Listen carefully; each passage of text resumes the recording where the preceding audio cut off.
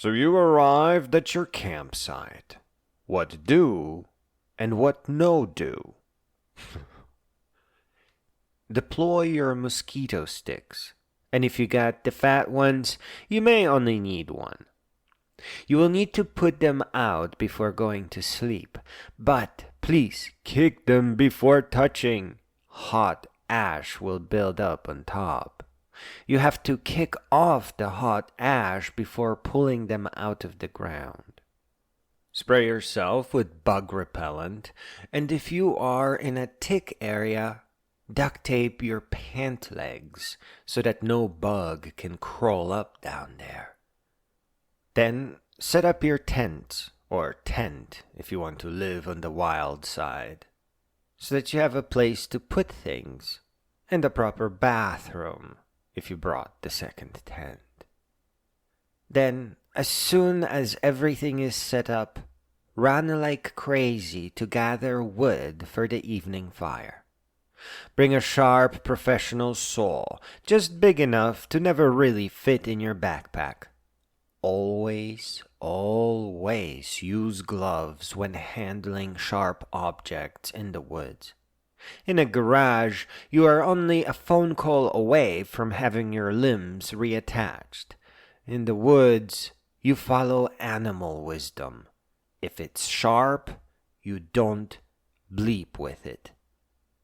Oh, the saw will be really heavy and pretty clunky, but you will love it, never regret it, because it will cut through anything, from a huge tree stump you couldn't possibly chop to a grizzly bear.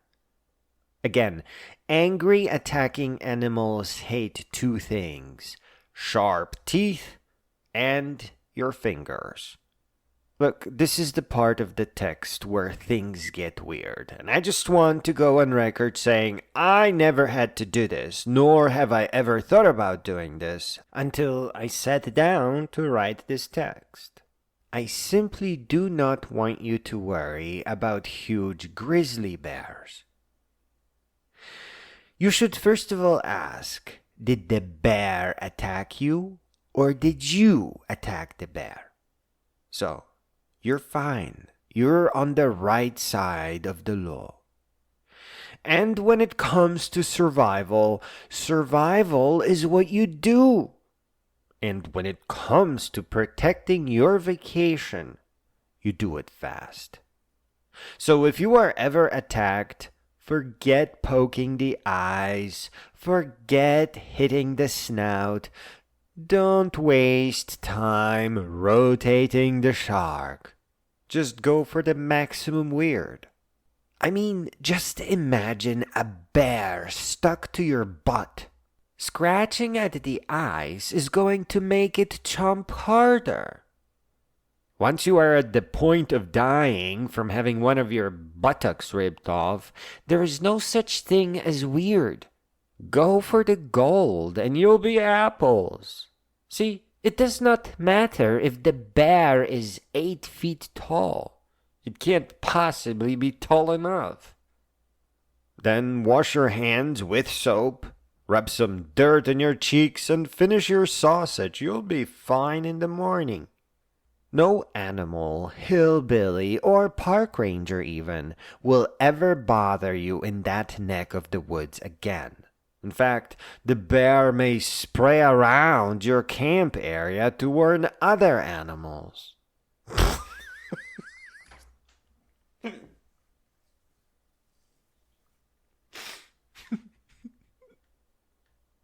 Other than that, avoid burning poisonous species, which are never found near camping sites, because inhaling poison ivy, poison oak, poison sumac, or even a venomous snake is probably no good for you.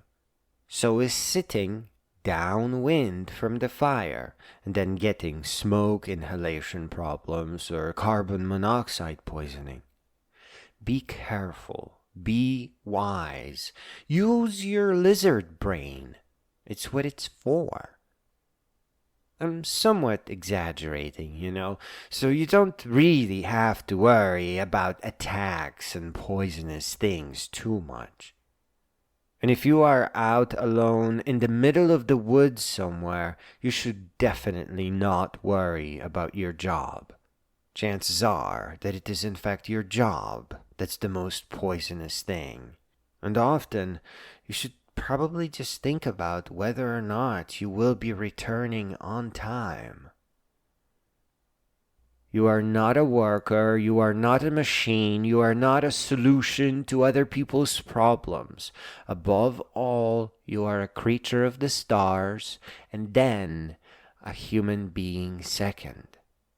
Your imagination is absolutely infinite, and wherever you go, you will bring the fire of your mind. You will create new paths, you will create new challenges. So as long as you don't follow and lead the way, everywhere you go will be unexplored. Your real job, above all other tasks, is to grow all the way up until you become a great being. This is what you should be thinking about once you light your fire. You can see that the fire is actually important for many reasons. That is why you never want to run out of wood.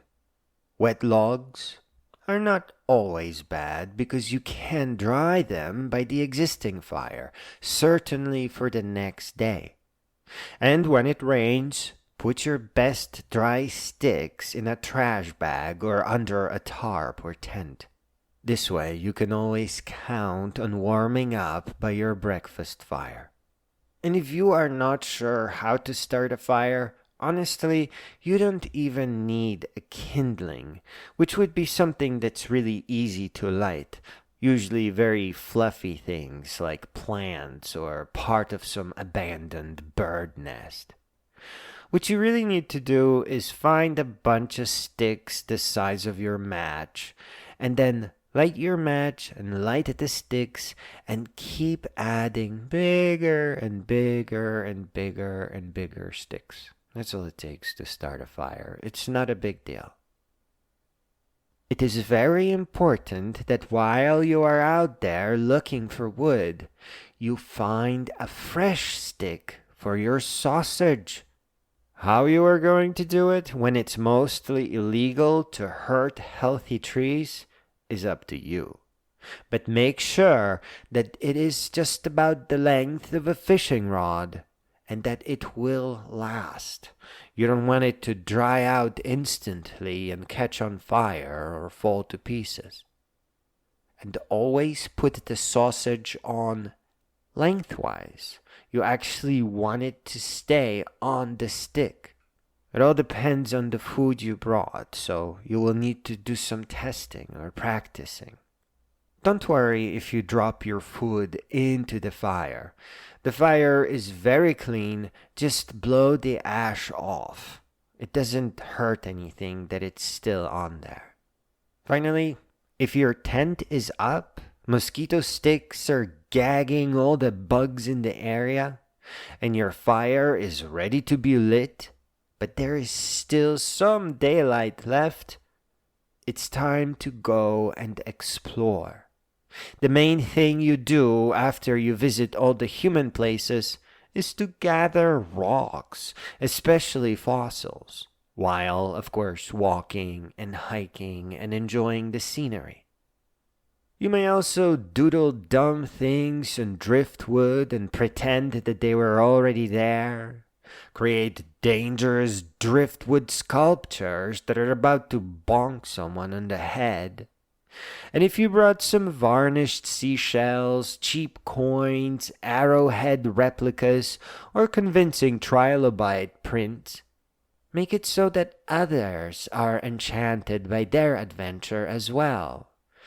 Bury it in the ground, and somewhat help them discover the keepsakes that they are sure to keep for life.